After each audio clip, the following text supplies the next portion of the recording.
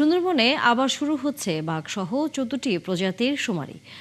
বুধবার এক কর্মশালায় এ তথ্য দিয়েছে বন অধিদপ্তর ও কয়েকটি আন্তর্জাতিক সংস্থা। প্রকল্পের আওতায় শ্যামনগরের গাবুয়ার ১৫ হেক্টর ম্যানগ্রোভ বনায়ন করা হবে। পরিবেশ প্রতিমন্ত্রী জানান, রাজনৈতিক দুর্বৃত্তায়নের কারণে অতীতে বাঘ শিকার করা হয়েছে। আরও জানাচ্ছেন শাহরিয়ার ইমতিয়াজ। ঘূর্ণিঝড় কিংবা জলোচ্ছ্বাসের মতো যে কোনো প্রাকৃতিক দুর্যোগে বাংলাদেশের বুকে সবসময় ঢাল হয়ে দাঁড়িয়ে থাকে সুন্দরবন। কিন্তু জলবায়ু সংকট আর নানা হুমকির মুখে প্রকৃতির এই ফুসফুস। এমন বাস্তবতায় সুন্দরবন অঞ্চলের টেকসই সংরক্ষণ ও বন পুনরুদ্ধারের লক্ষ্যে ৩ বছর মেয়াদী প্রকল্প চালু করেছে বাংলাদেশ বন অধিদপ্তর ও আন্তর্জাতিক দুটি সংস্থা, যার মূল লক্ষ্যই হল সুন্দরবনের প্রাণ প্রকৃতিকে ফিরিয়ে আনা। ৩ বছরের এই পরিকল্পনার আওতায় সুন্দরবনের ঝুঁকিপূর্ণ প্রাণীদের বর্তমান অবস্থা জানতে চালানো হবে জরিপ। প্রকল্পের এসব কর্মপরিকল্পনা ও উদ্দেশ্য তুলে ধরতেই রাজধানীতে আয়োজন করা হয় উদ্বোধনী কর্মশালার।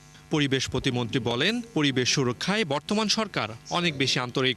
আমি মনে করি সরকারকে যদি আমরা সঠিক তথ্য তুলে ধরতে পারি, তাহলে সুন্দরবনের যে সুরক্ষা বা আমাদের এখানকার মানুষের যে জীবন জীবিকা সবকিছু সম্পর্কে কিন্তু আমরা একটা ম্যাপিং করতে পারবো, যে আমরা কতটুকু ভোগ করতে পারি, কতটুকু সুযোগ দিতে পারি।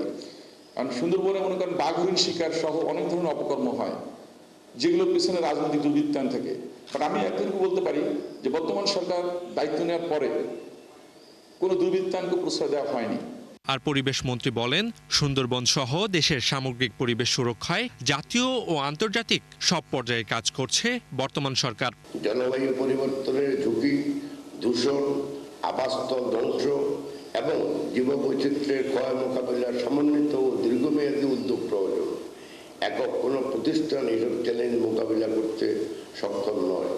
এই কারণেই অংশীদারিত্ব অত্যন্ত গুরুত্বপূর্ণ। প্রকৃতির সুরক্ষায় নেওয়া এই নতুন CRIS উদ্যোগ সুন্দরবনের ক্ষত কাটিয়ে আবার কতটা নতুন রূপে ফিরবে, সেটাই এখন দেখার বিষয়।